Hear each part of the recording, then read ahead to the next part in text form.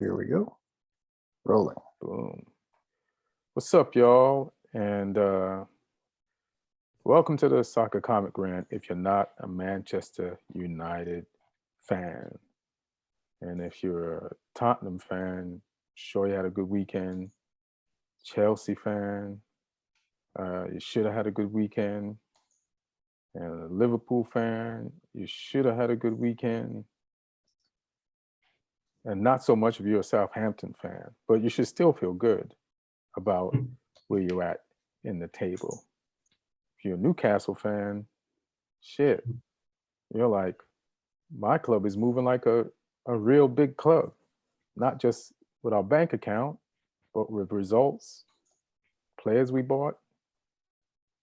And if you're Leeds, at least you only lost by one. So that's a win. But we're going to get into all of that. My name is Ian Edwards. I want to thank our producer, Aaron Brungardt, for putting this all together. And if you're listening, thank you for listening on iTunes, on the studios, and at allthingscomedy.com and on Spotify. Like and subscribe. And if you're watching on YouTube, please do the same. Our sponsor for the podcast is onthevolleyapparel.com. If you go to onthevolleyapparel.com, you'll see tanks, tees, hoodies, and sweatshirts for men and women with hip hop, soccer logos on the front. And you could also look up our merch there, Soccer Comic Rant, at onthevolleyapparel.com. And we have two of the usual suspects.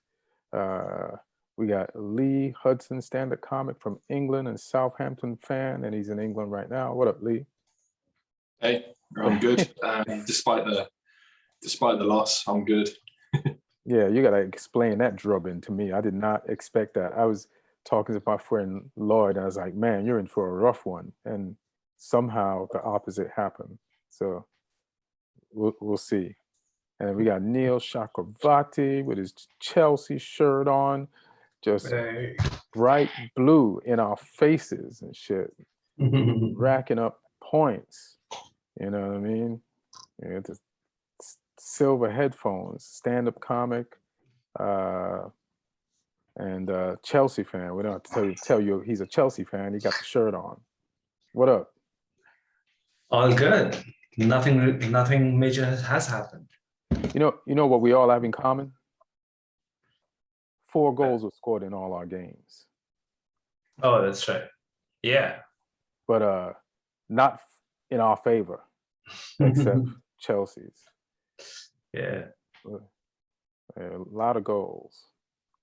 So I'm going to go to what we're going to talk about first. Let's just get it over with. Man City versus Manchester United. The Manchester derby. The city is blue. I guess I'll go first.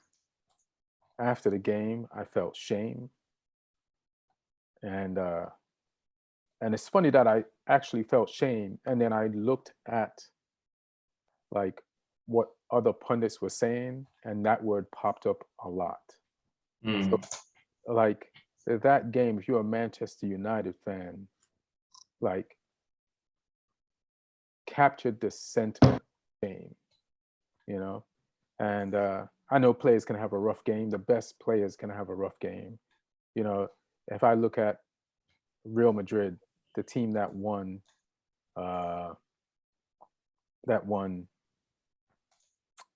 3 to 4 Champions Leagues, like a lot of those players were on the end of a lot of beatings from Barcelona, like blown out. When you know, so shit can happen. But yeah, I just feel like we didn't compete in mostly the second half of the game. And you could look at the game and say we got beat, but the game just encapsulates like what's wrong with us on a whole. Like we make mistakes. Like at the beginning of the season, we had too many players. So it was like, all right, we should get some of these people out, let them get some playing time. And now we have too many people out getting playing time, people that we need. And then we have to put a player like Jesse Lingard in the game, who is a born and bred Manchester United player who should be like gung-ho to get in and fight for his childhood team. But he don't give a fuck about us no more. We screwed him. We screwed him. You know what I mean? Like, we didn't play him, and he stayed to get played, and we blew his chances of competing in the World Cup. And then the transfer window opened, and we were going to sell him, and then we didn't sell him, and we made him stay. We made him ride the bench. So the last two performances from Jesse is just like, I'm leaving for free at the end of the year, and I'm going to restart my career, and I'm not attached to you people no more. So there's no reason for me to go out here and bust my ass for the people who played me. So I see Manchester United side and I see Jesse's side. I don't know what's going on with Marcus Rashford. That is like, we need whoever solved the mystery on the Orient needs to come in and figure out what's going on with Marcus Rashford, because he wasn't running either when we put him in. Ragnick tried something new. It worked for a minute. It was fun to see Pep panicking in the first 15 minutes of the game, like trying to rearrange and shuffle the whole Man City deck. So it was cute. It worked, and it probably could have worked if the team had the desire. You know what I mean? The desire, like, and I like Ragnick as a coach, but some things worry me about him when he's in the press conference and he's complimenting how good Man City is with the ball and passing it around. And when I think about Leeds' team, Southampton, that didn't let them do that. You know, when I think about the teams below us in the table that have taken points from him and didn't let that do that, like how they barely scraped by Everton last week, and Everton didn't let them do that. So it's like, why are we, a better team, letting them do that? There's no reason to let them do that. Some of our players who are supposed to be the players who play with heart, that's why they're on the field, like Fred, did not track back on, was it the second De Bruyne goal? Like, that's what they do. They're midfielders coming through the middle as forwards, and they shoot, they load the box. And then some people are blaming Wan-Bissaka, but one thing Man City did was whenever let's say Sancho is going down the left, he'll have to beat 3 players from any team he's playing. Like, you know, there'll be like a triangle of people for him to beat, right?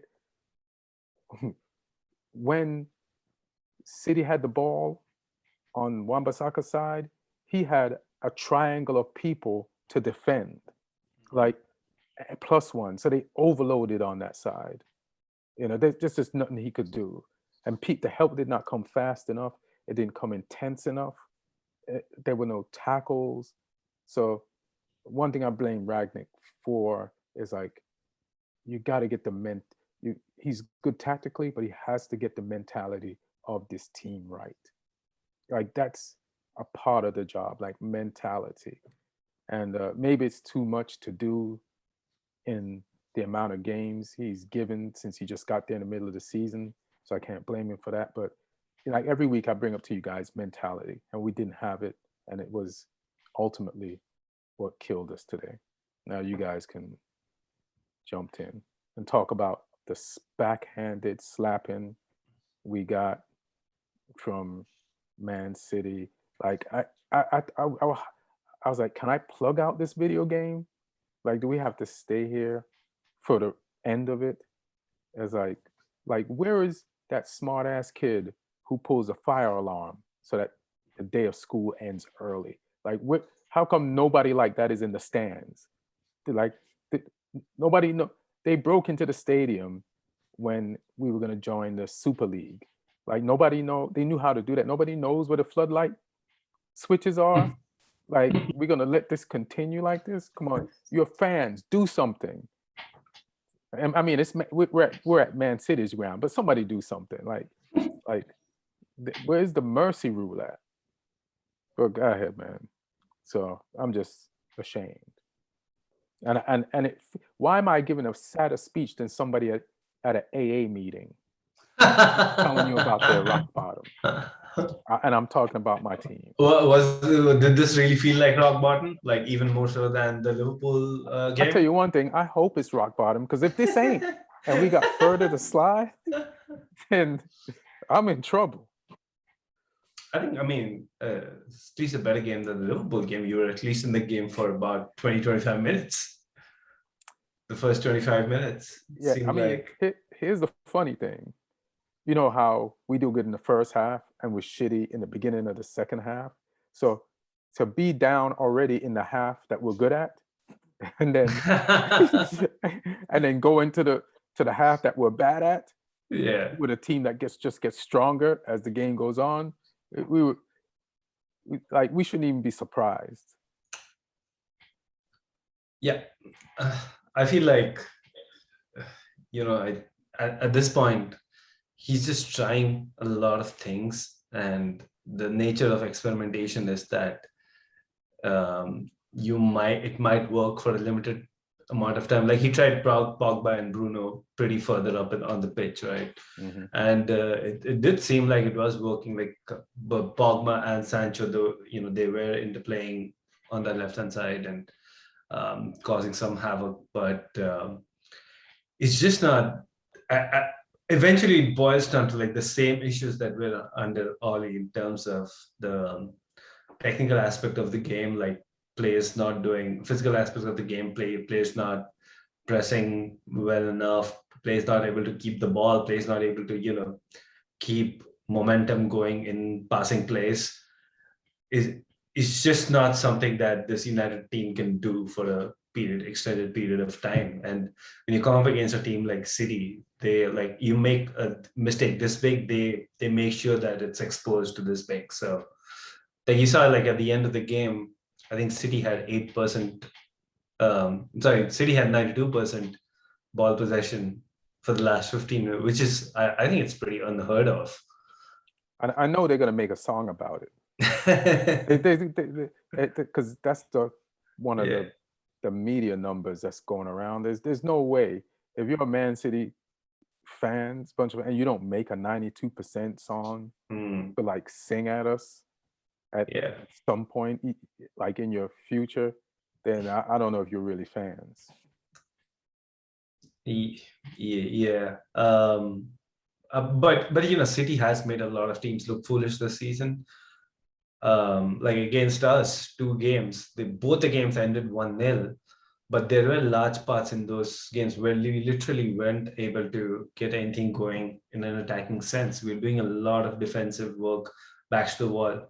It's just that we have a good defensive system and good defenders that we were able to. They couldn't really rack up the score like they did against United, but against Liverpool in the first half, in the first game in the league, I think Liverpool were practically non-existent, but they came back. They have a team with quality. They have a manager with a system that's well-oiled. They came back all against blazing. They actually took the lead. So it has, mistakes getting exposed against a team like City, lack of structure getting exposed. You kind of have to expect it. So I wouldn't be too bothered about this. How about the lack of performance effort in a derby? Yeah, but I find it really difficult to gauge effort, because it's like you're coming up against a team of such great technicians, and they know exactly what they're doing. We cost the same. Yeah, but like you're gonna just keep looking foolish running around. They're gonna keep running around. We were frustrated. I saw the frustration of them chasing the ball around. And when you're the type of players we are, where we are supposed to be the ones that make you chase around, that breaks your ego down faster than like. And it's tough to just be motivated to keep playing this high school high school team versus a college team all the time. So I think there was an element of that. I mean, listen, I'm also not lost on the fact that you have to take your lumps to grow. And it's tough to say that when we have like so many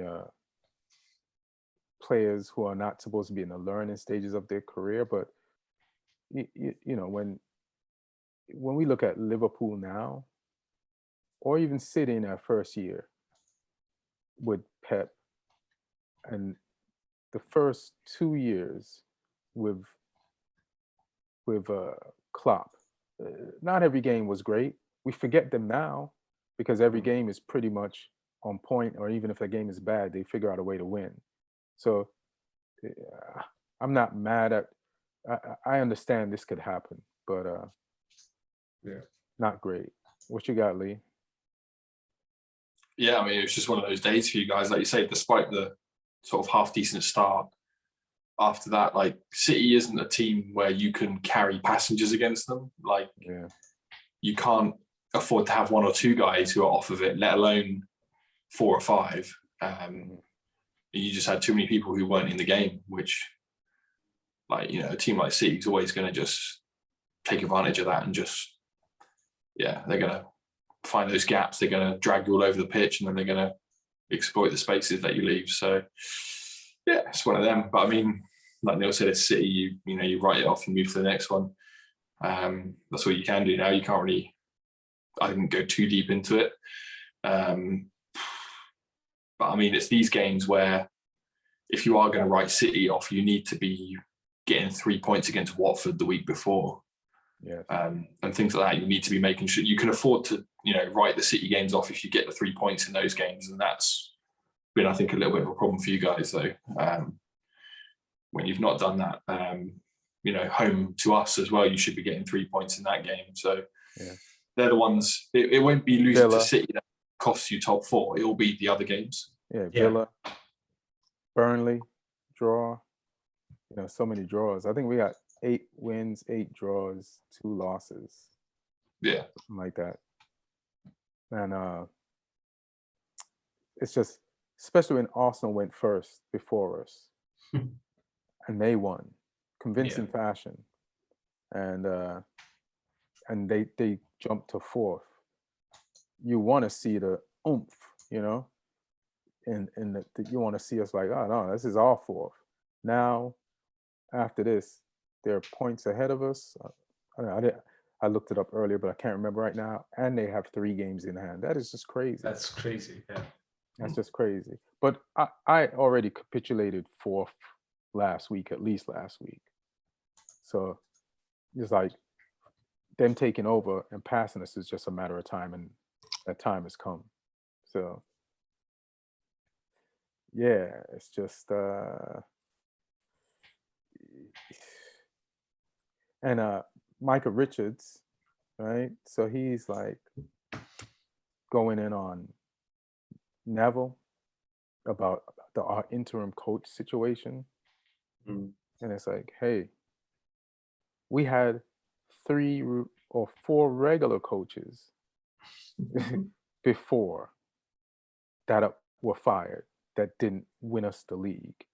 So don't say having an interim coach. Like, if you look around the league or all the leagues, most coaches that get fired have the job. They're not interim coaches. So just because somebody's an interim coach, like full time, I got the job, 5-year contract coaches get fired in their first season. So, but what was Richard's point, though, that you shouldn't have had an interim coach? Yeah, that we shouldn't have had because he can't tell or can't command the players, or tell them what to do because they know he's not going to be there. It's just the easy pundit thing to say. You know what I mean? Yeah. It's just lazy. Like you're looking for a reason, and the reason is that you had to let go of the previous manager for a certain reason, right? The squad is not performing. And of Right. course, anytime that happens, the players are also partly to blame. Mhm. And that side of things hasn't really improved. So Right. yeah. Trying to think of anything else about this game. Just a disaster. I think Jack Grealish had a great game. He's been on the spotlight for having this big money transfer, but I thought he had a really good game. Yeah, Foden had a good Ford game. had a great game. Yeah. I don't have to say De Bruyne had a Sancho took his goal well. So what? Sancho took his goal well. Sancho, yeah. Yeah, Sancho took his goal Ian's well. forgotten about that. Yeah, I did. It did. It's like I just remember the bad parts. You know what I mean? Like if you have a wedding and then everything's going good, but then the wedding ends with, the bride crying, the cake falling to the floor. You forget to walk up the aisle. You know what I mean? You just look at the, I'm sorry that my visit to Old Trafford on Friday didn't bring you any luck. Nah, you almost, you must have cursed us. Jesus. Was there anything else about this game? I'm sure there is, but I'm just numb. And there's been a lot of talk about like around the same, around in the lead up to the game about Ten Hag apparently getting closer to the United job. He's learning English, which for some reason seems to be like he could also be people learning just. English. I think one manager back in the day learned English to come to England, and then like every time a foreign manager is rumored to be getting close to the club, it's like the laziest piece of reporting everybody does. Is taking English classes. Yeah. I've heard Ten Hag speak decent English when Ajax played Chelsea. Yeah, most Dutch people speak better English than most English people. Yeah. Every time I go to Holland, which I've been in a long time, I used to ask every person I was talking to, how many languages you speak? And they would shyly say, only 4. Only 4. Yeah. I'm talking to you and the only one I know. And you're like, only 4 or only 3. The person with the 3, they really have low self-esteem in the Holland. Like, they don't know how good they are. Yeah. But yeah, it's a possibility. The only thing that's worrying is either our coach is playing his cards close to his vest, or we're really in shambles. Because in the pregame press conference, they asked Ragnick about how is the process, I'm going to paraphrase, going for finding us a coach. And he said, well, I haven't talked to the board yet. But yeah, you hear all these rumors about we're looking into Poch, we're looking into Ten Hag, and this guy and that guy. And then the guy who's supposed to be helping us with the process is like, I haven't spoke to the board yet, but whenever they want to talk about it, they could come to me. So it's almost like I'm just telling you what's going on my part. I'm being transparent. So I don't know what you're hearing, but it's kind of a mess. Then there's the rumors that Ronaldo didn't take the trip because wasn't his hip. Did he have an injury? But then his sister likes a tweet that claimed that he wasn't injured and that he was getting dropped from starting. So he was like, fuck it. So that's just, there's a lot to talk about outside of actual playing. And then you can ignore it all. But then when you look at how we play, you're like, man, where's the smoke coming from? I think it's good that Rangnick is getting to see all of this. Like if he has to take that job upstairs, it's good that he's getting to see all of this on a day-to-day basis. And so when he has to make decisions in terms of who to let go, who to keep, I think this experience will help him. And also maybe it's a good thing in a way that he isn't really absolutely flying with the results. Because knowing United, there'll always be the temptation to deviate from the plan and give him the actual job. Right. When you shouldn't really be doing that. You should stick to the plan that you had. His expertise is building a team, building a club. Get him to be the sporting director. and let him have somebody who is actually who's got a good resume as a coach, as a manager, and have them be the manager. Right. Well, I do like that part. I've always liked that part of hiring him to help us build a club. I think it's one of the most insightful things the board has done. So Michael Richards is like dissing it, but it's like, no, it's good. And Gary Neville said it about, like, because Michael Richards was like, why don't you get Conte? But Conte wasn't working out. Why would you say that as if Conte's killing it at Spurs? He's not. He's not. So, and it's like Conte is on suicide watch. Yeah, like the man's depressed. Yeah, he's not he sounds like a nice old lady after each game. Like a sweet grandma. Like, I'm like, that's Conte? Yeah. So, all right. I mean, anytime you have to make a decision in the middle of a season, the options aren't going to be great. Like, there's always a trade-off. There's always a risk. We'll see. The next featured game is Arsenal versus Watford. Lee, you want to go first on that? Did you get a chance to see it?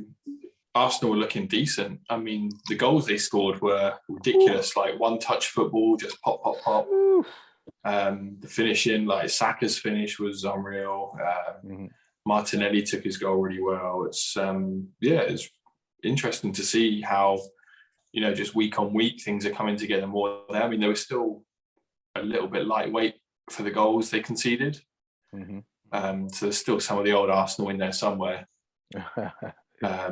But Arteta's, vision in terms of what they do with the ball is coming together, because it's kind of a weird one with them, because you saw, like, when Arteta first came in, they sort of hit that spike of it looked great straight away. They were, FA Cup win, and they were looking good, and then all of a sudden it just crashed. Right. And everyone was like, "Oh, what happened?" Like, kind of thing. And then now they're picking back up again. So I don't know if it was just initially he got some luck with his methods. Players sort of picked them up initially quite quickly, and then there was that sort of period of, I don't know whether they unlearned it or what happened. But then it seems to have really come together the last few weeks for them. So, well, when you get rid of a Kolasinac and like players like that, it kind of, and who else was there? Who was the right back? He used to be one of the fastest guys in the league, right or left back? Bellerin, and it's just like you just know what Bellerin is, and he's he's not going to take you to certain levels, not in probably the Premier League, and it's just like you get rid of all the pieces you're not sure about, and you stick with the pieces you're sure, and then try to get some matching pieces to that, which they did a good job. We all clowned them. I know in the beginning of the season, I was like, man, they might finish 10th. Like, I was confident about that. And look at them now. Shout out to Hernandez for Watford for his goal as well, because that was a great finish with the scissor volley. Yeah. And they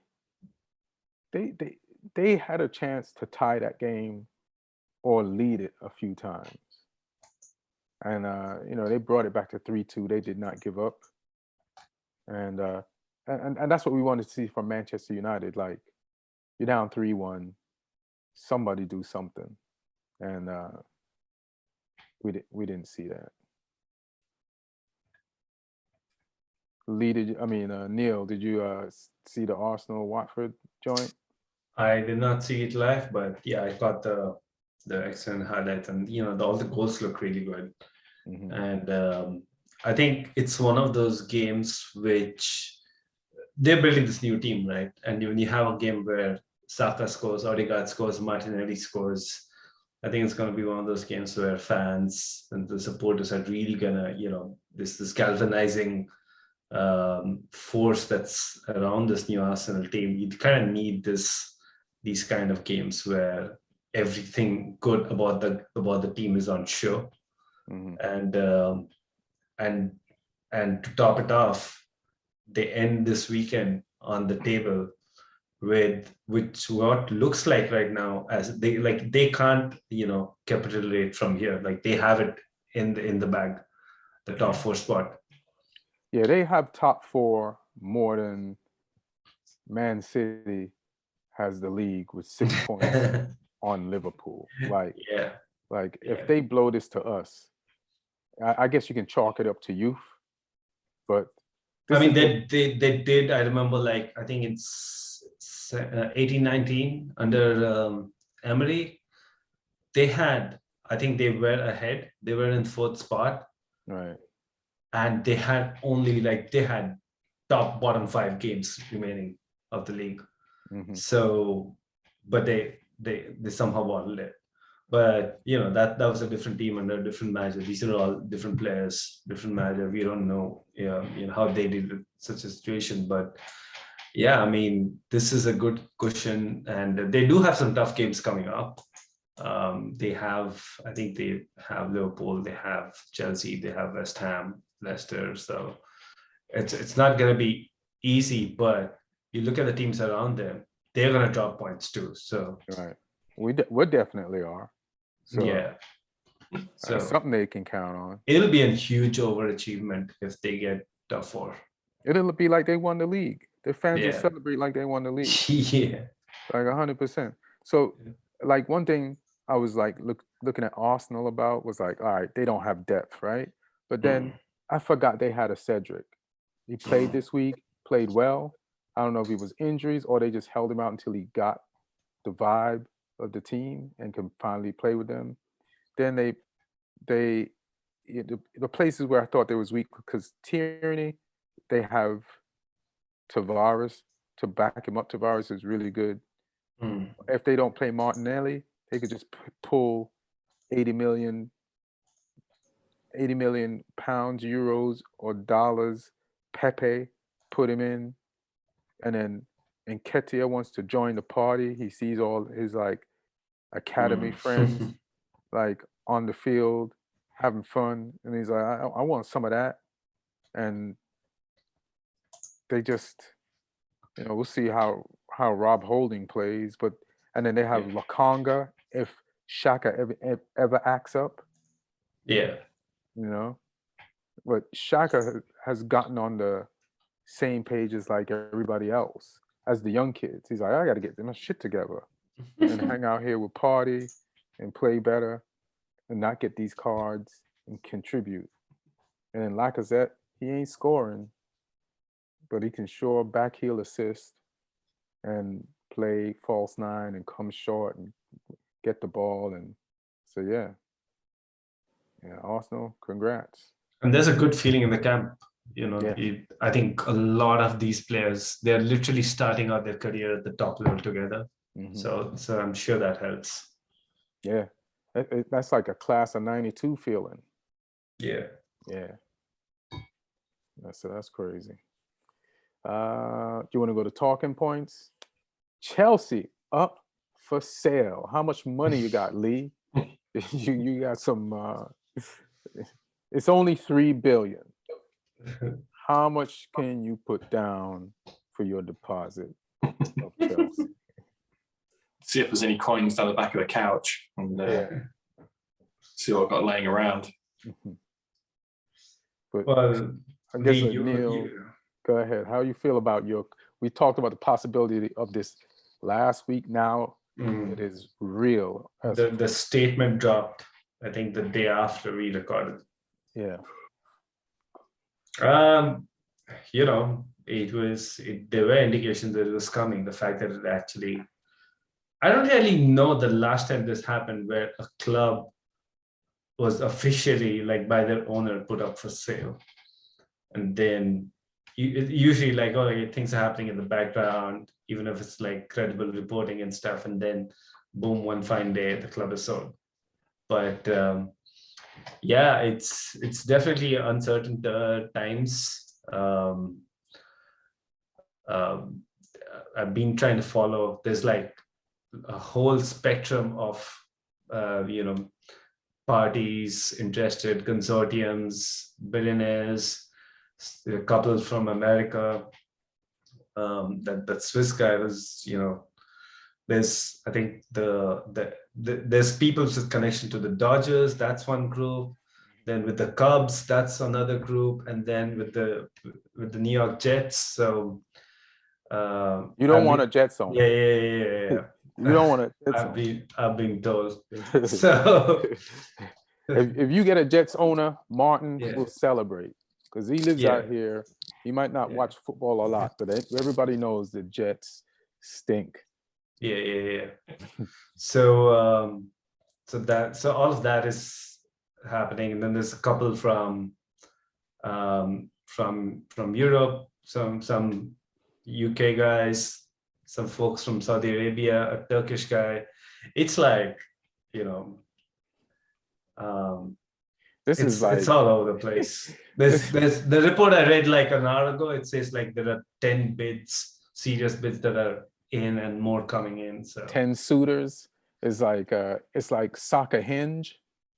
Like let's get on Hinge for soccer teams and let's see if we match. But it's weird though, because like, the valuation, the numbers are so crazy, because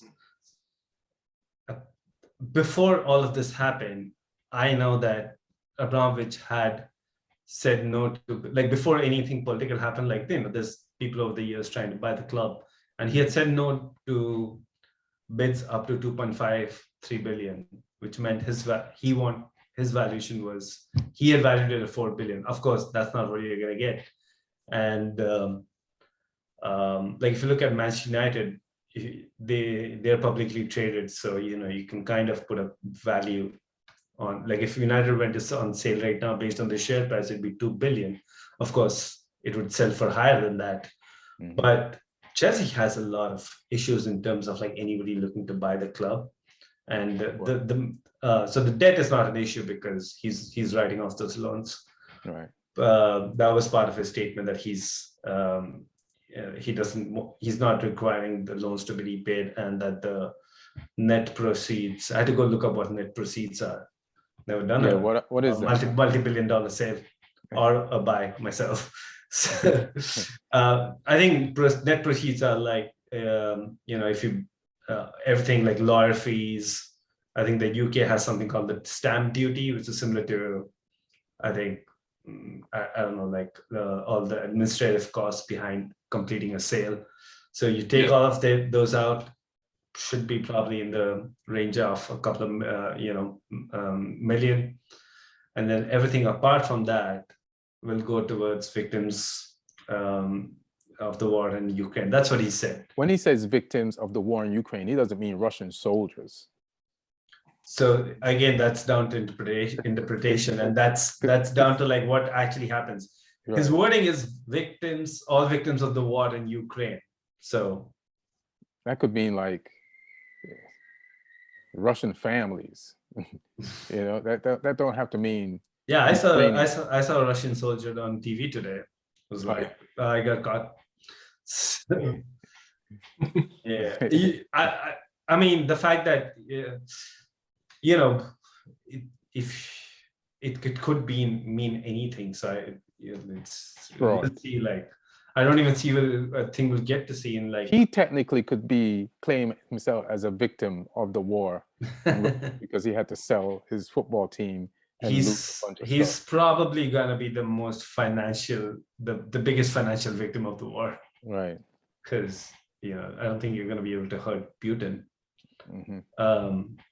But so all of these bids are coming in. There's a timeline which was told that March 15th for bids to come in, but he's also said that he's gonna do his due diligence in making sure it falls into the right hands. Any guy trying to buy Chelsea, there's one big red flag, which is the stadium. We have the smallest stadium, like in terms of capacity of the big six.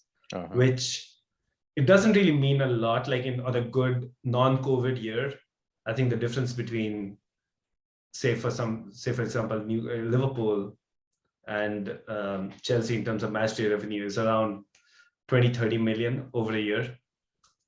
But the problem is there's two ways you can expand that capacity, right? Like you expand the capacity there, right, in the existing site, or you build a stadium somewhere else. Now, option 2 is not an option because Chelsea, the pitch owners own the stadium and the naming rights of the word Chelsea. So unless you can convince, and that's 100% fan-owned non-profit, unless you can convince, get a majority vote from them, you can't really do that. And Abramovich tried back in 2013, 2012, and he failed. And so if who he owns failed, the name Chelsea? the And Chelsea pitch owners, who the like- hell are they? like me, because I have bought shares there too. So, So you So- turned down Abramovich? I know, not at that point. I bought this like a couple of years ago. Right. So, but And so they'd have to convince you to let them take the name somewhere else. So the deal, this is the deal. Chelsea, the club, so Roman Abramovich right now, the owner owns the stadium, Right. but the actual freehold of the pitch is owned by the Chelsea pitch owners. And we give it out to the club for a nominal fee, which is like literally nothing. I think it's $1 or something. And that's Sounds like a 100-year bad deal. investment, Neil. No, but the thing is, like, in return, Hmm.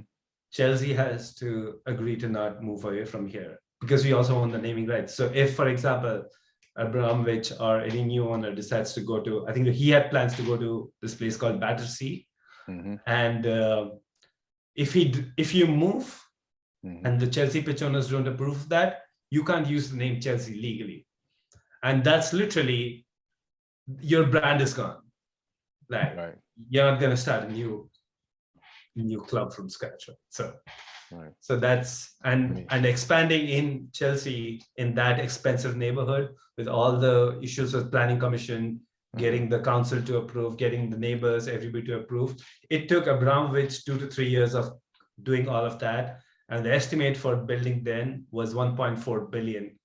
The estimates are like in these last 6 years when it. By the way, all those permissions have expired now Right. since we didn't build. So you have to somebody is buying in has to start from scratch, and then the costs now have ballooned up to over 2 billion. So Didn't like a few years ago, they built like all these shops and stuff around it as a part of like Chelsea and like restaurants, and they were trying to do that, but that was the plan. That was the plan. Yeah. Like, they got the permissions, but they never actually went through with the building. There's like I think there are a couple of rail tracks that you need to like move. So Yeah, there's a lot of obstacles, I think, with that. It's a tough one for Chelsea, but like, even without a stadium expansion, though, I can understand why there's been a lot of interest in buying them, because I mean, not just the success on the field, but Chelsea is like it's like a statement purchase for any wealthy people because of the location as well. Like, it's in London's, like, one of London's wealthiest neighborhoods. There's a reputation that comes with it. So it's definitely almost like a statement or a bit of vanity purchase if someone does. Speaking of vanity buy it. purchase, you look at Neil, Mr. Owner of Chelsea Pitch. But like, someone, whoever buys that can brag more about that than the Newcastle owners. Hilarious. apparently interest in bit- that has gone through the roof since all of this. Yeah, there's a lot of glamour that comes with purchasing Chelsea. Yeah. And also, it's not just the fact that it's Chelsea. It's also the fact that how often does a club of this stature even come up for sale? Yeah, Like, you got to it's build so history. rare. And that fan base has grown since he got there 18 years ago. Like, people in the last 18 years have seen, when teams win, that's when their fan base grows. So it's like growing. It's like it's like if Kevin Hart handed me his Instagram account, I gave him some money, and I got all his followers, and like just keep all, tagging all his videos and footage, and I could just keep making Kevin videos and shit, and I get all the money from all the advertisers for it. So yeah, and I mean, it's uncertain as to where it's gonna go, but I think my overall feeling in all of this has been that I think it's gonna be tough to replicate like what Abramovich felt for the club, because so you're ready for the downfall. I mean, downfall, like you never know, because I feel like his money will be easier to replace than his actual commitment to going year after year. Like this dude used to like turn up to every game, like before his visa issues, he used to turn up to every home game. He used to turn up to youth games. He used to like make visits to the underage games. Chairman turns up to every game and they stink. So, you know, Levy be at the games for Spurs, you know. And yeah, but like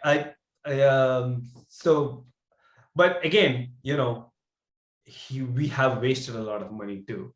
So if there is a move towards better efficiency, is there anybody out of all the suitors who you prefer?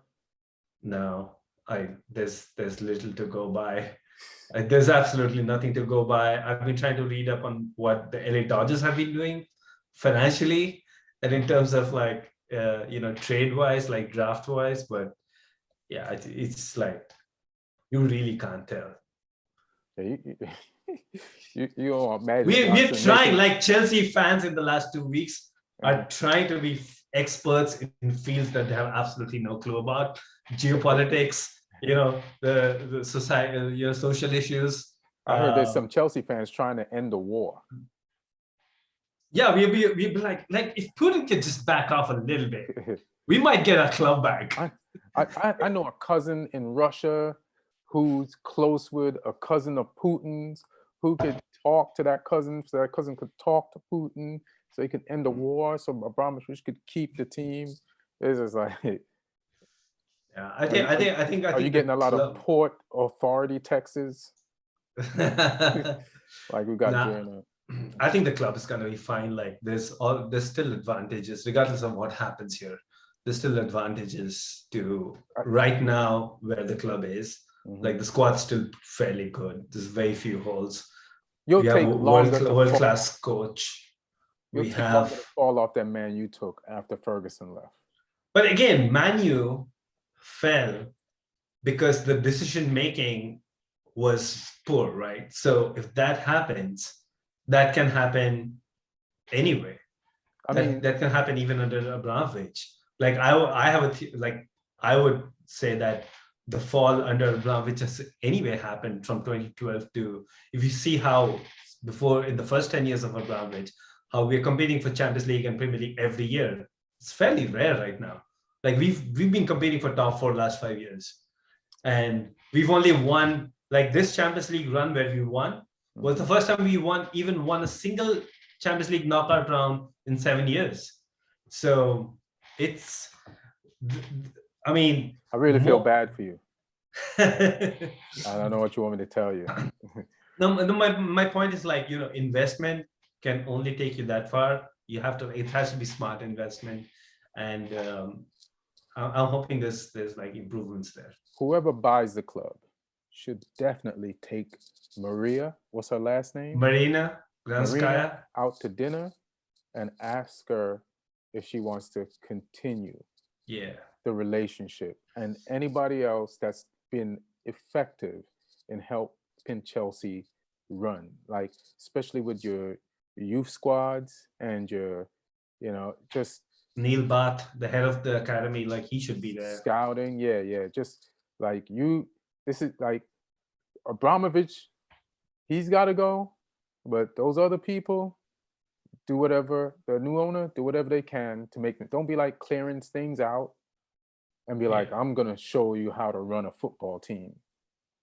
Because, you know, you buy a company and clear out the people that helped make that company a success. Yeah, it's not. How do you feel about this, Lee? It's crazy. I didn't think it would go this far. It escalated, didn't it? It escalated, didn't it? Yeah. I thought it would. I thought there'd be enough like distance between him and what was going on for it to not affect Chelsea. Like, I was thinking, it might affect his like other businesses that are linked to Russia more, whereas the football club's a more separate thing. I thought he'd have been able to keep it separate, especially given that he's not a Russian citizen kind of thing. He's got the Israeli passport and all of that. I thought it would be easy enough for him to just sidestep that stuff. But no, I mean, they're going after everyone right now that's got any connections to that situation. So, right. I mean, it's good that he's not creating a fuss and he's just wanting to get out and take the attention away. Because he wants to get the money away so he can. Yeah. Just what can you do? Finish what you're saying. My bad. But yeah, I mean, it's an interesting one. And like I said, I don't think Chelsea will be at disadvantage overall, really. They might not get someone that's as passionate as Abramovich was, because he did genuinely seem to love the club. But I mean, like Neil said, they're only good. Passion did to Manchester United against City this weekend. Well, Abramovich, the chairman's not on the pitch, so yeah. But you need that, He's been distant though. He's not been able to sort of exercise that passion for quite a number of years because he's been not able to be in the country. Well, like Tuchel met him for the first time last season at the Champions League final. Hilarious. Yeah. But can I tell you something? Like, so I was listening to, Rabona. You ever watch Rabona TV? I forgot his name. His name's Adrian. He's like on YouTube, right? Yeah, YouTube. He puts together some good 10-minute videos, and he did one and with a Russian friend, and like he was just talking about how the oligarchs, they're linked to Putin, and they got all these properties in London and different countries so that they could be financially stable, just in case Putin did something to them and cut off their Russian money, right? But the irony of this scenario is that, like the rest of Europe and America is like, we'll freeze all your shit that you got to save you from Putin, just in case he did something to you, and we're going to use it against you. So you go talk to Putin and tell him, hey man, try to talk him out of the war. So like Chelsea is one of those things that, that Abramovich owns, that the world can use to freeze it and take away, just freeze it, just hold it in place. Like they won't be able to pay any bills. They won't be able to use any money in their account. And they just turn it into Derby. They won't be able to pay the players. They won't be able to do anything. It's just frozen. Like nothing moves in, nothing moves out. And it's just, and I think that's what Abramovich is trying to avoid by selling it as fast as possible, so that it just doesn't, the club doesn't end up in a coma. Yeah.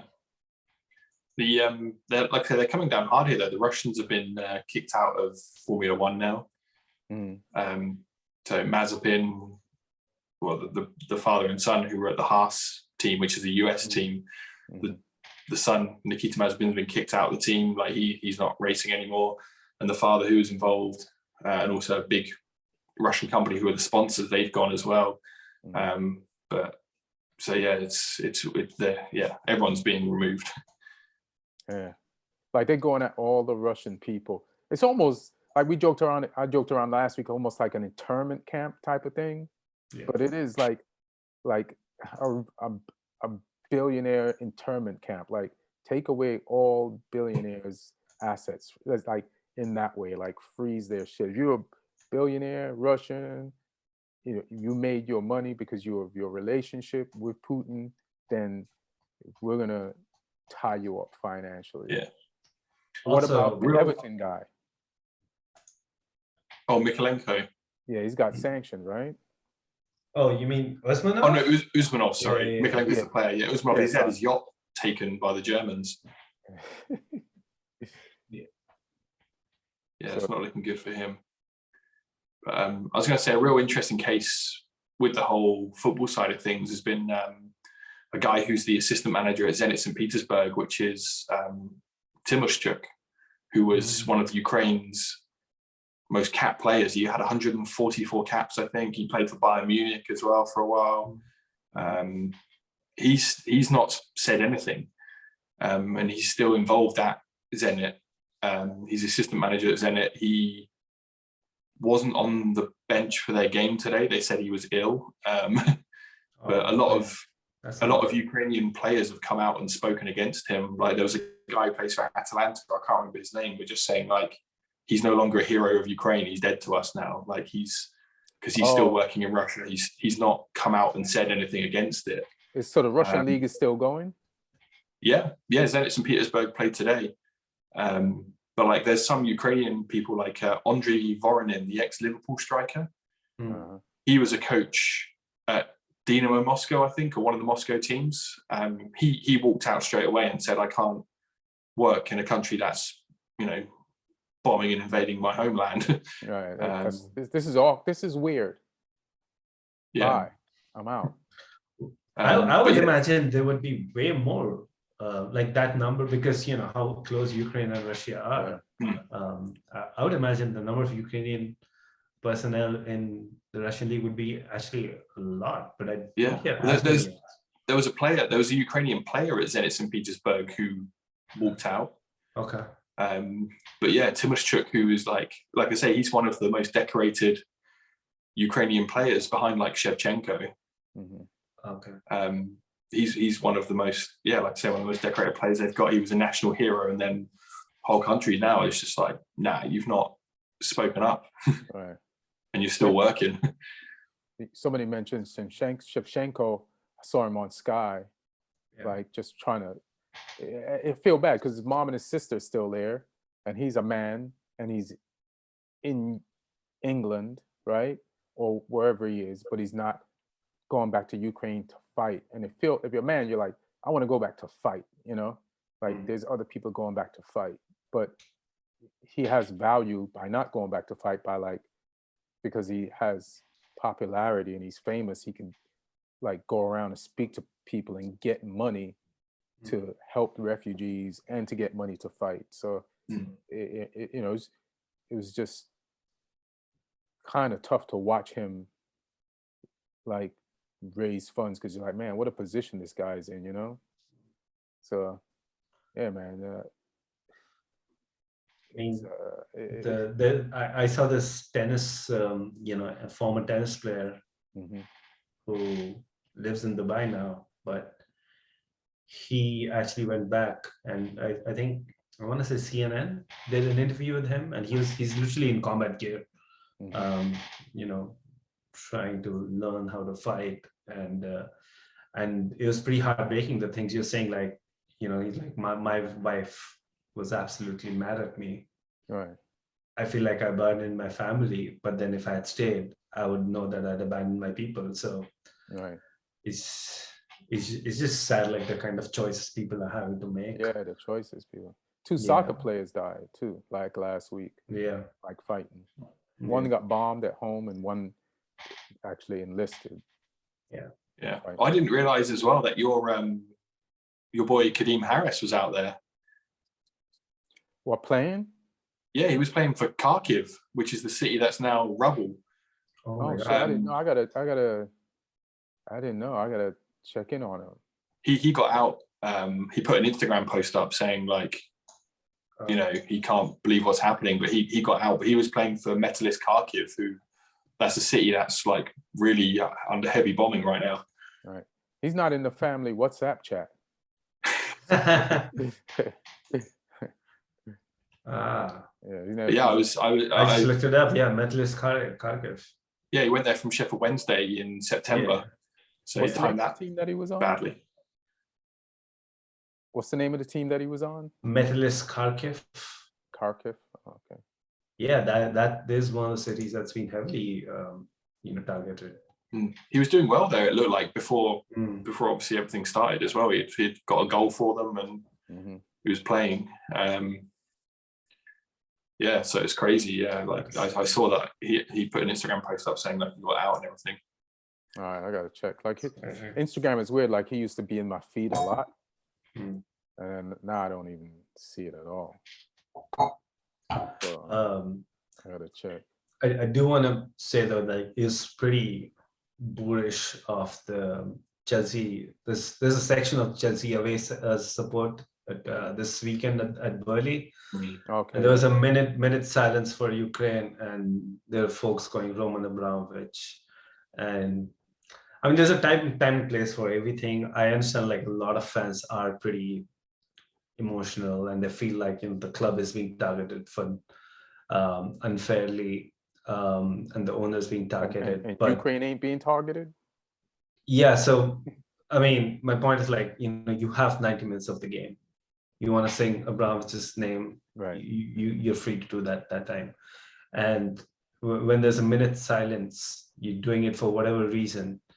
You know, there's so many reasons. Like, if like we do observe things before kickoff, that's the time when the energy from every person on that ground, everybody watching, should be directed towards that, you know, that message. And it's just absolutely, I hope, like, whoever did that, I think the supporters group have come out, you know, to say that, you know, they don't represent us and they should do better, they should know better. But I hope, like, it wasn't just a few fans, it was a decent size of the away section. So didn't Tuchel address that? Tuchel did address that. And what did he say? Because I missed it, but I heard that he did address it. He pretty much said the same thing, like, you know, that you know, when you are doing, that's not the time, they should not have done that. And he also mentioned the fact that, you know, when you're taking knee, you know, we take action to show solidarity towards a certain cause. And you know, if former player dies, you know, we you know, do a minute silence. That at those moments, you shouldn't have anything else going on. Right. And it's completely wrong of the Chelsea fans to do that. So 100%. You know what I was like, in the darkest moments, I always kind of, I don't even have to preface it, but it's like, there's so many things that happen now before the game actually starts. There's the minute of silence for Ukraine being attacked by Russia. Then there's the equality thing, so that everybody takes the knee. Like the more bad shit happens in the world, the longer a game is going to take to start, because we're going to have to observe all of these things. So the longer a football game takes to start, that's where you know where the world is at. Like, I think that's the point, like, to let people know it's gonna be fun for 90 minutes, but you know what? There's 10 minutes of shit happening. There's 10 minutes of silence. Let you know we gotta like this is your escape, but do not forget you are escaping. yeah. 100%. Tuchel's been pretty good in this whole saga. Like, I kind of, like, feel bad for the guy, like the amount of things he's had to deal with in the last 3 months. Yeah. Like, from the injuries to COVID to Lukaku saying shit. And dude just wants to talk football, doesn't he? Yeah. Even though he'd take Lukaku talking shit again over all of this. Yeah, he'd be like, "Hey, Lukaku, can you go back and come on back out?" Yeah. We don't want Lee to get away without talking about his team getting beat by gas prices score. No, Southampton slapped around by a regular team. How do you get, like, at least we got 4-1 from a team that can drop a 4-1. You know what I mean? And when Man U beat you 9-2 or whatever it was, you're like 9-0. I can't even say we're not even a 9-0 team. So I know you had injuries, man sent off. So yeah, but how does Villa, and I sound disrespectful to Villa, what did they do to y'all? How did they do it? I mean, Because I would. That's the last score I was. If you beat them 4-0, I would have been like, yeah, they're on their way to beating teams 4-0. I expect it from Southampton. yeah, I mean, it was a weird one. Like, I mean, watching the game back, we were lucky to only concede 4. Oh yeah. They had a lot of big chances as well. Like 4-0 was flattering to us, but I mean, we just weren't good enough with the ball because we had 62% possession. Yeah, Jesus. It's weird to have 62% possession and lose 4-0. Like normally, if you have 62% possession and you lose, it's a 1-0 on a breakaway or something. But we were just bad. We were just giving chances constantly to them, and you know they've got players who can take those chances. You know, Coutinho was every time he got the ball, he looked dangerous. Watkins and Ings are a good front two because they can both finish. They can both find little bits of space in the box. Yeah, we just weren't good enough. We really missed. We had no Salisu in defence, and he's been really, really, really good for us recently. He's been big. I think it's a mistake not to play Walker Peters as well because he's been great for us. Why didn't they play him? I don't know. They just wanted to go with Livramento and Pero at fullback, which they're good. Yeah, I guess you want to mix it up a little bit. Yeah, but for me, Walker Peters has been like one of our standout players. But we hadn't really changed much. Salisu was missing, but we still had like, you know, Broder and Adams up top. The rest of the team was pretty much full strength apart from Salisu. So, I mean, I can't even really explain it. Like, it was such a weird one to have after the run of games we'd had. Like, if we'd have lost 2-1 or something at Villa, I'd be like, okay, that happens. But yeah, to get beat big there was, I didn't see it coming. And yeah, it's a little bit of a shock, but it'll be interesting to see how we react to it now. I forgot what game I was watching that was on at the same time. There's a bunch of games. And I just like, you know, they have in the right-hand corner the score of the other games. And I just kept seeing the score going up. I'm like, what the fuck is going on over there? How is that even possible? Like, it's supposed to be the other way around. Like, they must be mixing it up.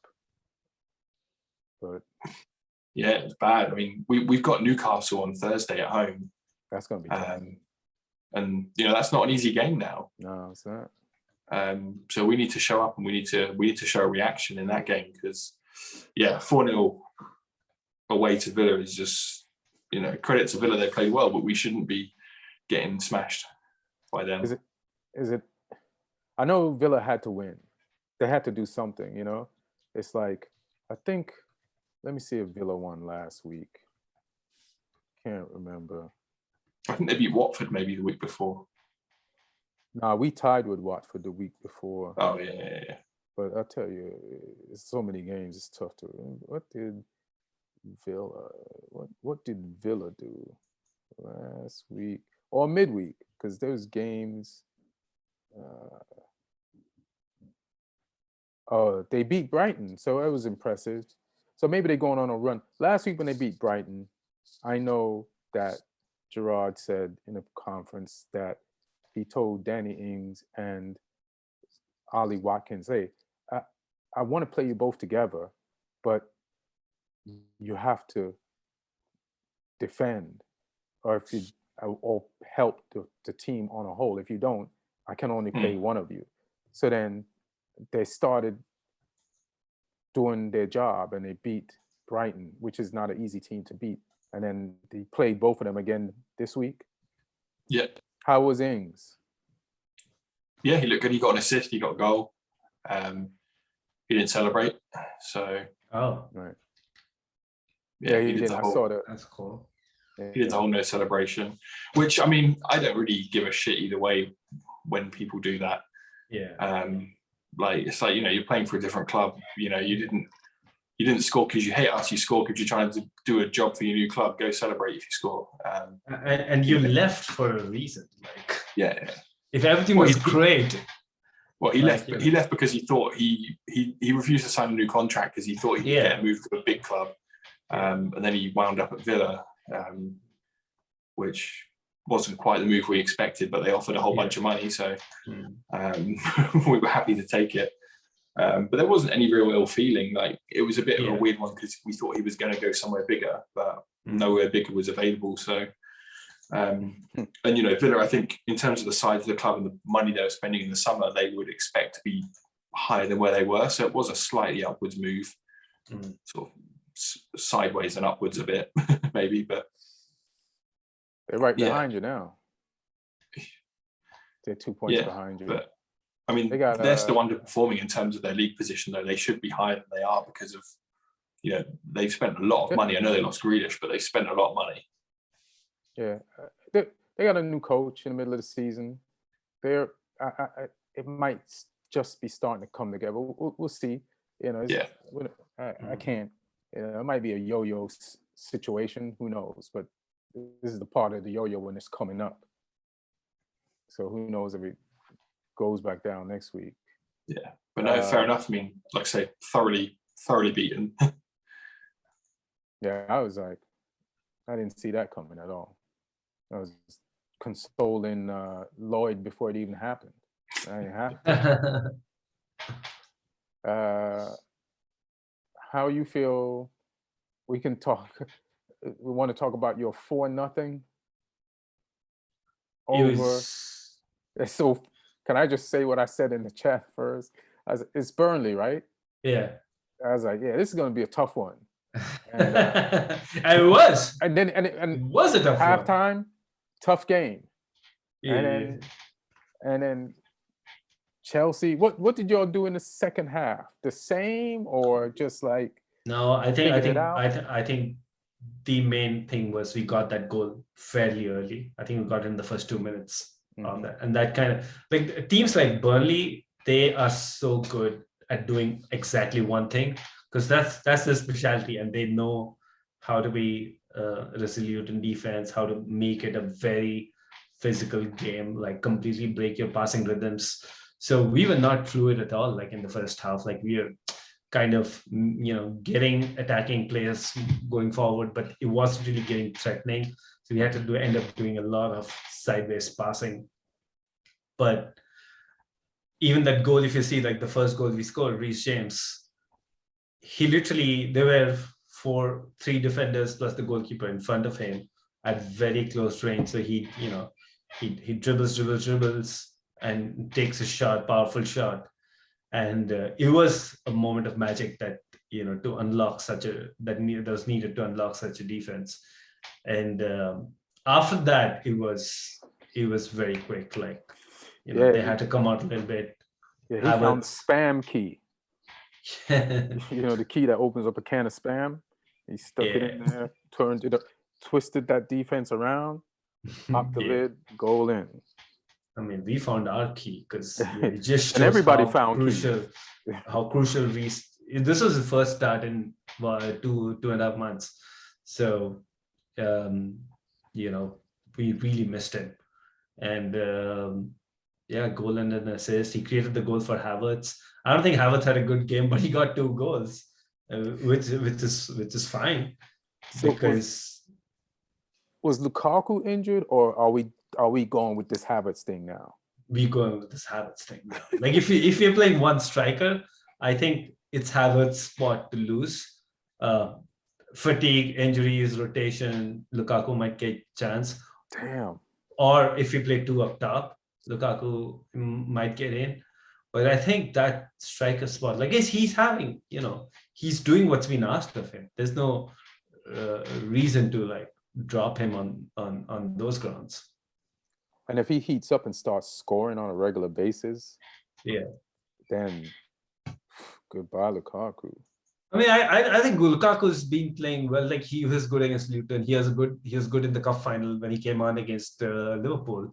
Yeah. So, but it's like, when you lose your spot, your fate is in the hands of the other guy. For him, like you only get in if that guy starts fumbling. Right. So. And Havertz has his fumble. So. Yeah, and Lukaku's got plenty of chances too. Like, before this recent drop, I think he's just been playing except for injuries ever since he came to Chelsea. Mm-hmm. So he can't really complain much. Pulisic scored. Ball popped up in front of him. It's all right. I'll take this. great ball for Havertz's goal by Pulisic too. Mhm. The first time Yeah, yeah. ball back across, wasn't it? Yeah, absolutely. I Yeah, think Pulisic is back. good. Yeah, He back. lockdown Pulisic. Yeah. Project Lockdown Pulisic. That's a thing among Chelsea fans that we need lockdown Pulisic back. Lockdown. Lockdown. You know when lockdown Yeah, happened, yeah. 2019-20? Lockdown Pulisic. Yeah, yeah. That second half after COVID, when football got back. Okay. Yeah, he was literally the LeBron James of soccer at that point. He must be quarantining. Yeah. He's like, let me. You have to play all your home games like with no fans or something, just to get the best of them. Yeah. He plays with earplugs in. He can't Yeah. hear anything. Oh no. And what do we think about this Tottenham Everton? It has ramifications for Martin. How did this happen? I can't figure Spurs out. I mean, I posted their recent results in the group chat earlier, and I was like, make it make sense. There's just, it's like they lost to Middlesbrough in the FA Cup with a full strength team. Mm-hmm. They got beat by us, they got beat by Wolves, they got beat by Burnley, but then they beat Man City, and then they trash Leeds, and then they trash Everton. Like, I can't understand it, man. They scored some nice goals. They scored some nice goals tonight as well. Mm-hmm. Yeah. But Everton were bad though. Like Pickford could have done better on a couple of the goals. The defending was pretty bad as well. But I mean, yeah, the last goal, the first time volley from Kane was quite a nice one. Mm-hmm. But I mean, who knows? Like I praised Spurs after the City win, and then they went and fucked up to Burnley. So I could praise Spurs now and hope that they lose their next game. Yeah, so praise them then. Please do. Oh, the next game is United. So yeah, Ian, to your point about the implications of this, I think the implications are only for United. Yeah, we'll win. Me and them are going to be fighting for fifth. I think. Yeah, Arsenal definitely has this fourth thing locked. Unlock. Yeah. Yeah, it's theirs to lose. Yeah, and I don't believe in West Ham. Yeah. And Tottenham, they got 2 games in hand, so I'll give them some belief. And then, how are we going to react to them after what happened to us? Mm-hmm. You know, and then what's up with your boy Lampard taking a 5, taking a gas price to the face, like. Yeah, that's the real gas price. Because when you said it about 4, I was like, wait, where is that gas station? Because that's I don't want to fill up there. I don't feel bad about it. I drive all the way to LA to do that. Everton under Lampard can't play away. Yeah. Like they looked okay against City at home last week.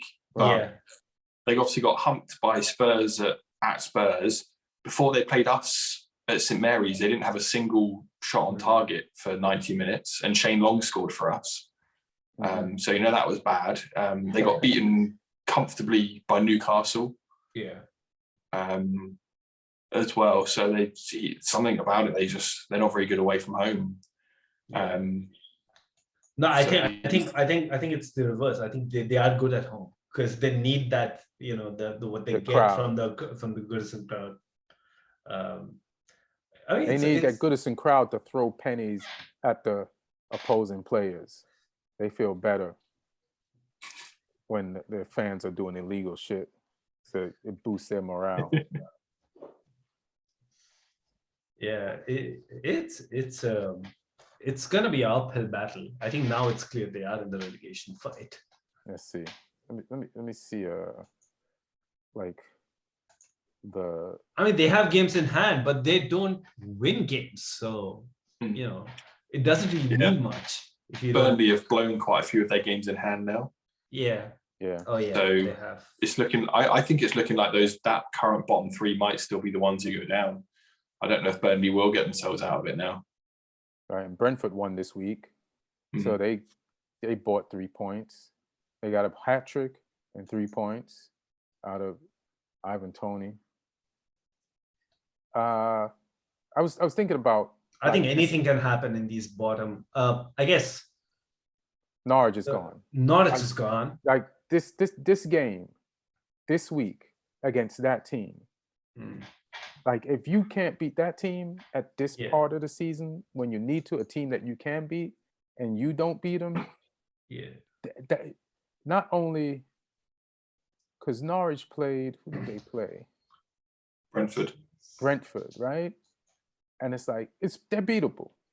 Yeah. And you could drag them closer to, and then I feel like Norwich sometimes. How did I put it? I was in my hotel room. I was like, now they're mentally finished. Sometimes you could be close to being mathematically disqualified, and still climb out. But when I feel like they just mentally disqualified themselves with that loss, and there's no way out. It's probably going to be Leeds, Everton, Burnley, and Watford fighting out for 2 spots. Yeah, I think the current bottom 5 will be the ones who are scrapping, but I think the current bottom 3 will be the ones who go now. The thing with Leeds is they're on a very bad run too, and they have comfortably the worst goal difference among that. The 4 if you leave Norwich apart. But that was then. What I will say though is, I watched back their game against Leicester, and they actually look good. Yeah, with the 4-2-2-2. How many twos is that? Is that one too many twos? The 4-2-2. But 2-2-2. Yeah. They kind of got hit on a sucker punch with the Harvey Barnes goal, because they were peppering the Leicester goal. Schmeichel had to pull off a bunch of saves. I thought it was a pretty good performance from them. They just got unlucky and got hit. So I think that I saw enough from them to suggest that they're going to play for Marsh. They're not going to continue on that bad form. I think he'll get enough to stay out. Yeah, they can't get pulled apart easy. They play better defensively, and you got to give Leicester credit. They're a dangerous team, so it's a good job. Is there Champions League this week? No, I think it's actually for us it's Premier League midweek.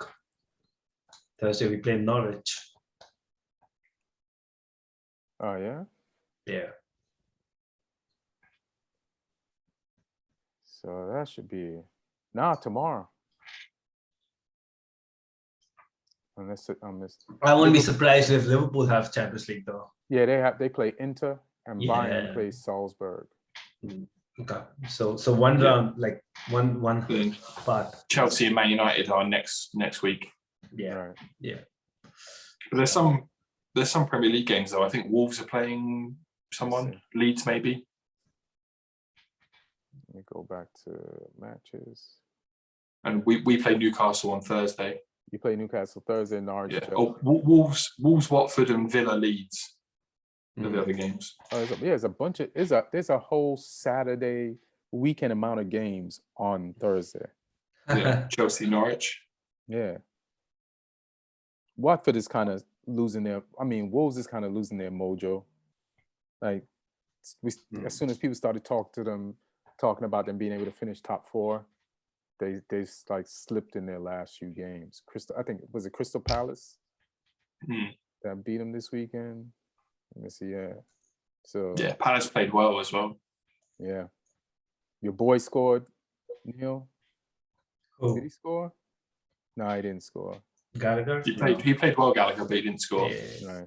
Right. I think I watched Match of the Day, and he's up for Young Player of the Year.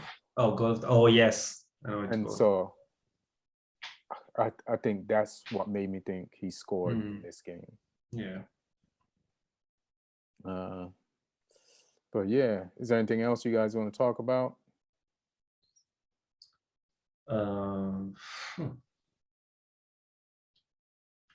No, we just better beat Newcastle on Thursday. I need us back on track. Yeah, I think we have a week off to like lick our wounds and play Tottenham, and they're coming to us, and we don't know if we have. I feel there is a beef. Like whenever Ronaldo's on a team that's not winning, there's definitely beef in the camp and discomfort and argument. The Maguire thing, it's just play by. Listen, if you're going to keep this guy your captain and these are going to be the results, what's the benefit? Like you made a great point, Neil, earlier on, like not this podcast, sort of like it's hard to change the captain, but now I think it's easy to change the captain. Yeah. It's like, Yeah. why is my captain laying on the floor while the ball is in the back of the ground, pounding his fist? Like, that's not a captain. Yeah, sometimes you make the decision very easy. Yeah, that's not a captain. The question for United Spurs, though, Ian, is: are you going to put yourself through watching it with mine? He's actually the good luck charm. Because he comes over with confidence. Yeah. And then that confidence gets chewed up. So it's 9:30 a.m. Yeah, I do. I'm in town. Yeah, you better be beating them. I can't have Spurs winning 2 games in a row. That would be you can't have with Conte thinking he finally figured it out. You know, Conte came up with an interesting quote saying that well, no player that has left me has been able to get revenge on me. Saying like, you know, if a player has left him, like he's the manager and the player leaves the club, and he comes back to play him with another club, they don't really win. Didn't Chelsea beat him? Yeah, but he's talking about a player. So that's my point. Like, dude, you don't give anybody a chance to leave you. You leave before anybody else can leave. like who are you? Who are these people you're talking about? Like our entire team had a lot of leftover, but like you left us. So didn't he get fired? He got fired, but like he was conducting this himself in a way where he was literally asking for the sack. So, like, you know, not deliberately not being in touch with the board, not being on good terms with anybody, like ranting against the club in press conferences. And he's kind of going on that same path right now at Spurs too. But more justifiably so. Yeah. He's acting like Lukaku out here. Reckless press conferences. But anything, Lee? You want to wrap this up with? Ian, we have questions though. Oh yeah, I go. All right, we have 10 minutes. All right. So my bad. Thank you for the questions, y'all. This should be quick. Joseph Joe asks, how do you fix Manchester United and who should be the manager? That's easy. I know, a real simple question. How do you fix Manchester United? Like just broad brushstrokes.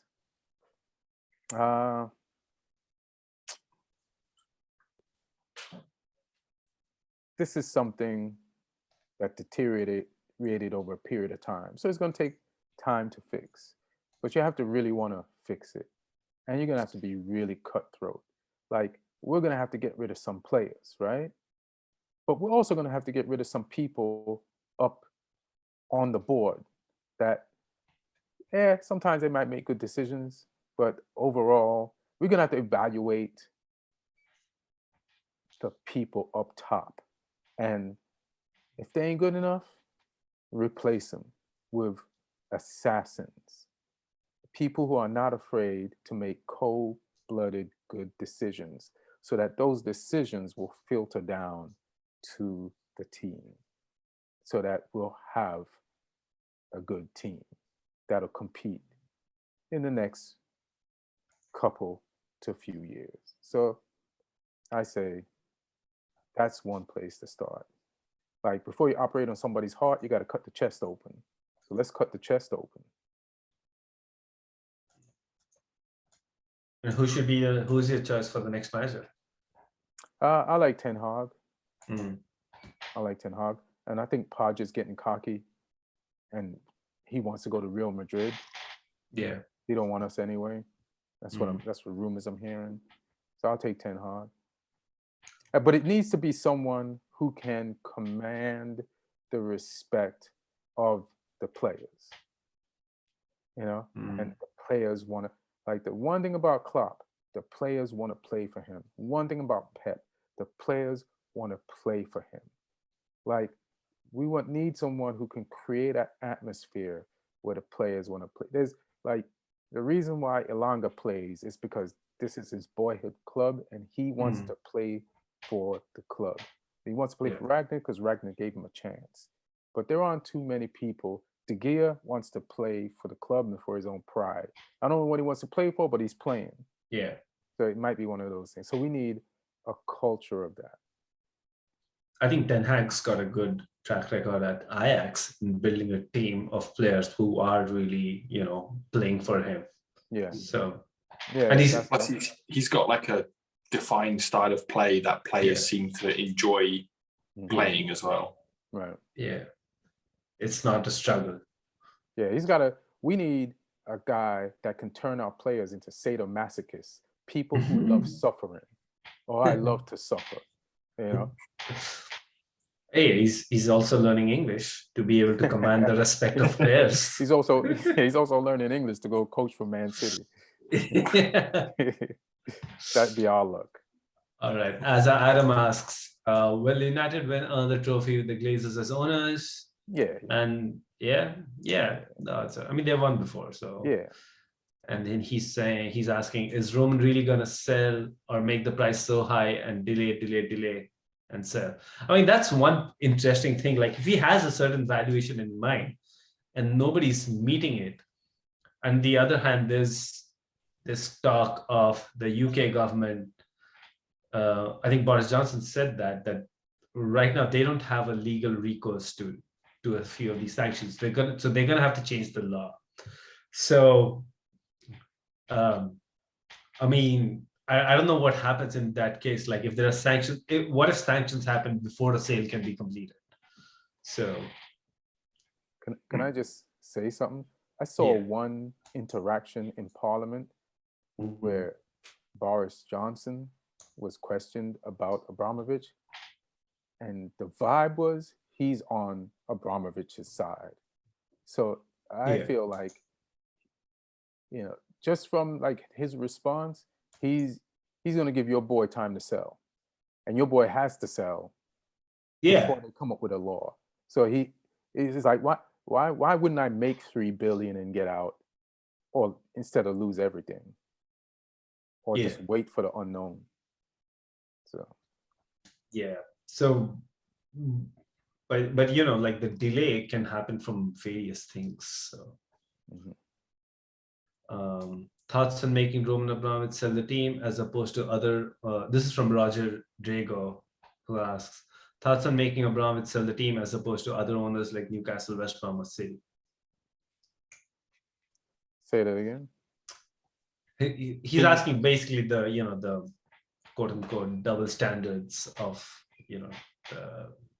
like, you have owners like the City owners, the Newcastle owners, who also have a cloud over them, but you're making Abramovich sell.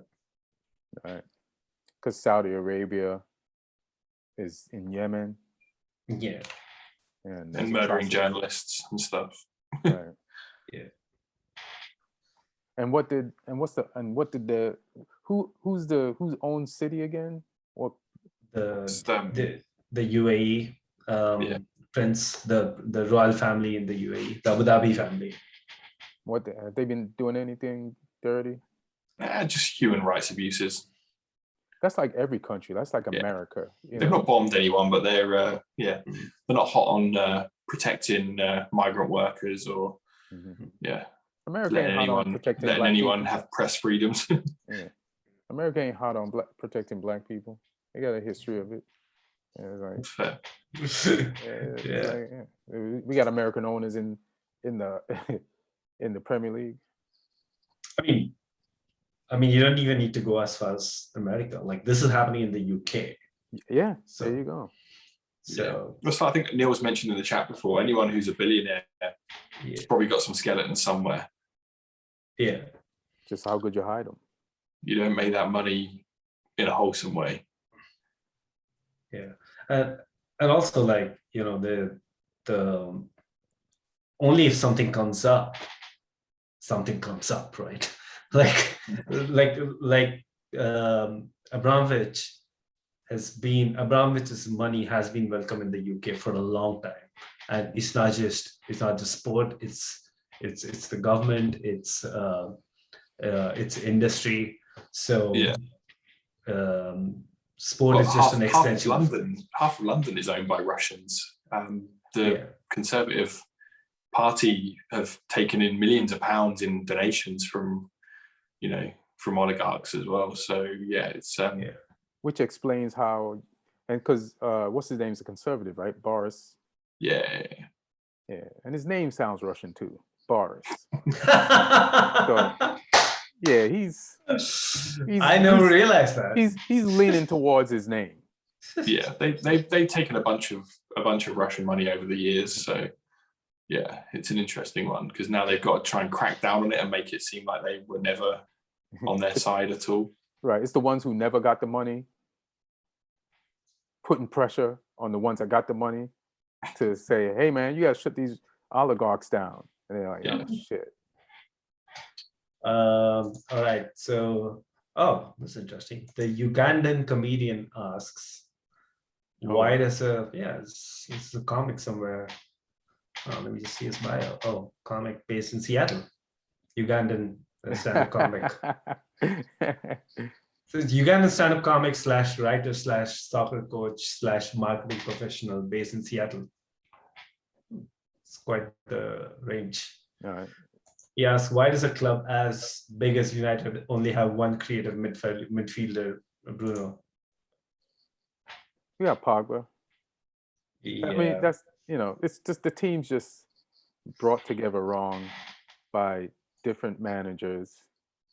And also, you know how Lee was talking about Chelsea being a vanity buy? Like Pogba was a vanity buy. So like we vanity buy. We don't be thinking like, can I, it's like somebody like, can they really, do I need this purse? Nah, but if I get this purse, everybody's going to be looking at me. See this purse. So, you left the house tonight with 2 purses. Yeah. But, my purse, and none of them go with your outfit. Hey, don't worry about that. You a hater. People are going to be looking at me. Yeah, they're going to be looking at you. Your midfield's going to look more creative when you get Ten Hag in, he gets Donny back and firing. Yeah. Yeah, for sure. Donny's been a little asshole too. Like the first game he played for Everton, he was so cocky that he started and they won. But he kissed the badge. Yeah, I mean, not he might as well. Like he act like it's his parent club or some shit. It's not how you got to England. He's just like happy for the playing time. It's like I'm just like, because he wanted. I get it. There's a lot of disgruntled players at Man United, and we created this environment. We messed up in so many ways. Like I said, Lingard doesn't really want to play for the club anymore. He's just looking at the clock, and Donny just wants to get out to preserve his reputation to play. But yeah, like you said, when Ten Hag comes, I think Donny could be a good Busquets-like guy. Pogba be gone. Pogba don't got the legs to play. You know what I mean?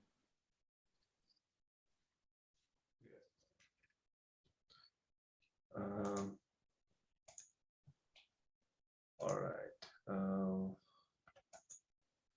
Guess we have one last question from Richard Adamates. He asks, will Everton get relegated? Will United finish in the top 6?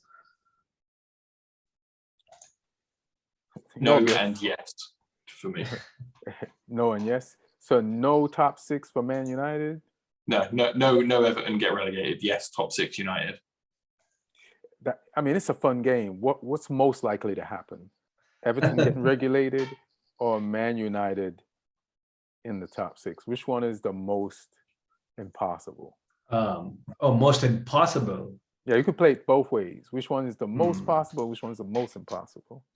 Let's say the thing with the top 6 with United is like, I mean, you can theoretically lose it, like, but it's like you can't even trust the other teams. So, I say we'll get top 6. 5, 6. I think it'll be a mixture of Everton will have enough to stay up and Burnley won't have enough to stay up. Yeah, Burnley. The score of the Burnley game surprises me as much as the score of the Villa Southampton game. Like that 4-0, like damn leak was like, it's like, oh, because I thought Burnley was trying to like move forward now, like start this thing and climb out, but like they did the last few years. But that made me like, oh shit, they might not be able to do it.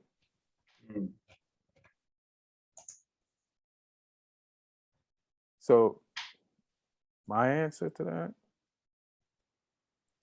So what's the question again? Sorry, so I can just answer. Will Everton get relegated, and will United finish in the top 6? I'll steal Lee's answer. No, yes. Okay. I'm gonna sit on the fence on both. You're just being Neil right now. like, how can you trust Everton, who's been like, if you leave, like literally, their entire buffer over this entire season has been those 3 wins in the first 4 games. Like since the end of August, Everton's been dead last. Not even bottom 3. No. They've been last. Worse than Burnley? Yes, worse than Norwich. Damn. So word? Yeah. Since August 29th.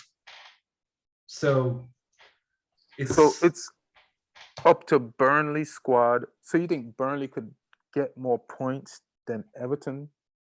I mean, they have a very low bar to cross. They've only won 3 games though, Burnley, which might be the lowest out of any team. Yeah, you're right. But they've also only lost 9 games, and Everton's lost 15.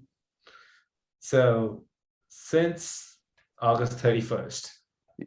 You know what? Everton 15 points, Watford 16 points, Norwich 17 points. So you know what? The it's the same answer for why Man U will finish 5th or 6th, for the same reason that Everton will stay up. Like you said, that Man U might mess up, but also the teams around it. Yeah. And this is the same thing. Like Everton, they should go down, but luckily, Burnley ain't got it. Watford ain't got it, and Norwich definitely ain't got it. They got it, maybe less. And so they may stay up just based on who could take them down. Yeah. So fair enough. So was that the last one? Yeah, that was the last one. All right. Well, all right, guys. Thank you all for joining. And thank you, Aaron Brungardt. This was a fun one. Shout out to the people in Ukraine. I don't even know what to do. Shout outs and prayers and thoughts. This is I'm just helpless. There's nothing I could do. But definitely good vibes, for sure. And everybody that's not in war, use the time you here to love each other and make other people's lives better, because that definitely helps. And that's it. Yeah. Right.